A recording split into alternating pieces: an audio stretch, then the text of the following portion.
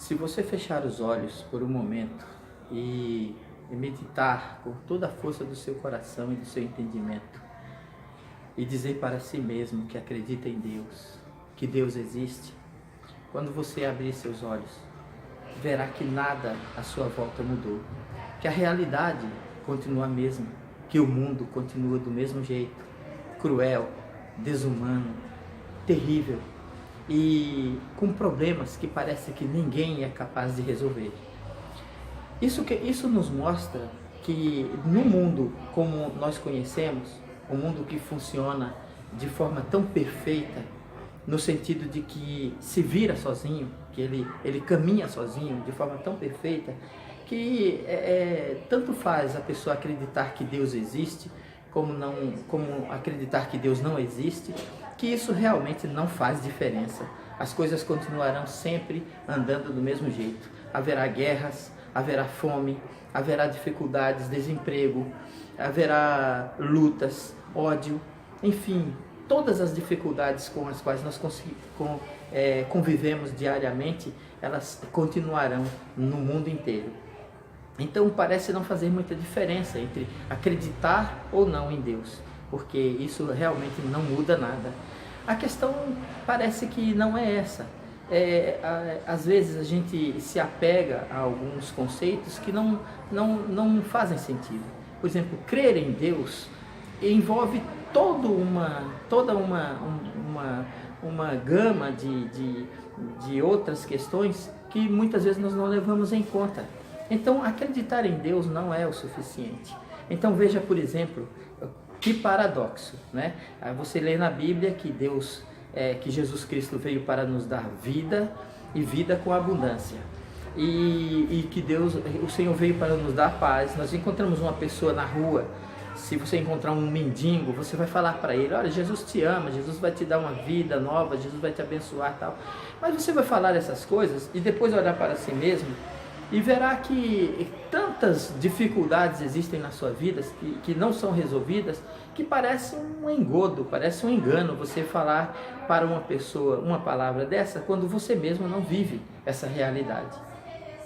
Então, o mesmo Deus que disse que nos dá paz, alegria, prosperidade, felicidade, é o mesmo Deus que diz: no mundo tereis aflição, no mundo tereis dificuldades, e aí nós devemos carregar nossa cruz todos os dias. Então fala que o cristão deve aceitar o sofrimento como uma coisa natural. Como é que nós resolvemos esse paradoxo? Como é que se pode ter paz e guerra ao mesmo tempo? A verdade, eu vou dizer agora para você, vou falar para você. A verdade é o seguinte: Deus vive numa outra dimensão. A dimensão do mundo onde Deus habita é a dimensão espiritual. Nós vivemos no mundo material. E Deus se intervém o mínimo possível na vida dos seres humanos, porque Ele fez assim, Ele criou assim.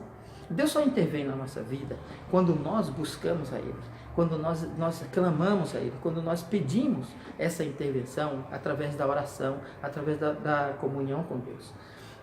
Então, como é que se resolve esse paradoxo? Tem uma palavra na Bíblia que diz assim: muitas são as aflições do justo, mas o Senhor o livra de todas. Então, o que significa? Significa que nós vivemos num mundo de trevas, num mundo de dificuldades e de luta, mas é que a nossa vida é preservada destas coisas. A luta vem e passa, as dificuldades vêm, são vencidas e nós continuamos. É aquela questão da casa que é edificada sobre a rocha, que vem o vento, que bate a chuva, que vem a tempestade, o temporal, e quando passa, aquela casa continua em pé. Então qual é o segredo disso? Aí nós vemos que esse paradoxo está realmente resolvido. Por quê? Porque Deus realmente nos dá as condições necessárias para viver uma vida de paz, de alegria, de força, de prosperidade, independentemente das lutas e das dificuldades que existem no mundo. Então, a nossa realidade, a nossa volta, dos nossos olhos, elas continuam a mesma, mas a nossa realidade muda. Então o segredo é esse, é invadir a dimensão espiritual onde Deus habita, é trazer o mundo de Deus para nós. Se nós entrarmos na dimensão espiritual onde Deus habita, Ele virá, nós faremos com que Ele esteja conosco na nossa vida material. É preciso crer em Deus, buscar a Deus e andar com Deus, achar a Deus. A Bíblia diz assim: buscar-me-eis e me achareis quando me buscares de todo o vosso coração. Acontece que a maioria dos crentes não compreende o que é a oração. Ele acha que a oração é um pacote de pedidos que nós chegamos e entregamos para Deus. Oração é comunhão com Deus. É você viver na dimensão de Deus. É você trazer Deus para dentro da sua realidade. É você trazer Deus para dentro do seu mundo onde você vive. Não, buscar-me-eis e me achareis quando me buscares de todo o vosso coração.